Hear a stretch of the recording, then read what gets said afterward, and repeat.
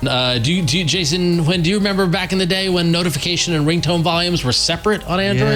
Yeah, I remember that. Yeah. Because it looks like it is back and in testing. It's happening! And my guess is whoever the person on the product team at Android that hated this around the time of Lollipop has left and moved on. They're like, Bobby, can we finally split these apart? No, I'm still here. I hate that. No. Set yourself a reminder. We'll check back with Bobby next year. Previously on TWiT. iOS Today. I'm joined by Matthew Casanelli, and we are going to talk pro tips, tricks, apps, and more to bring you up to the best skill level for you and all of your devices. Tech News Weekly.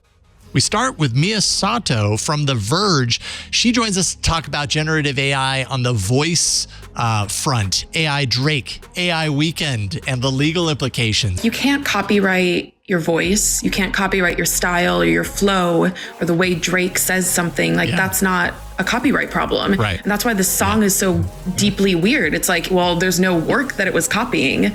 This week in Google. This morning, I got up early and signed up for Passkeys. So now my iPhone is my Google login. And all I have to do when I want to log into Google is do the biometrics on the iPhone, in this case, Face ID.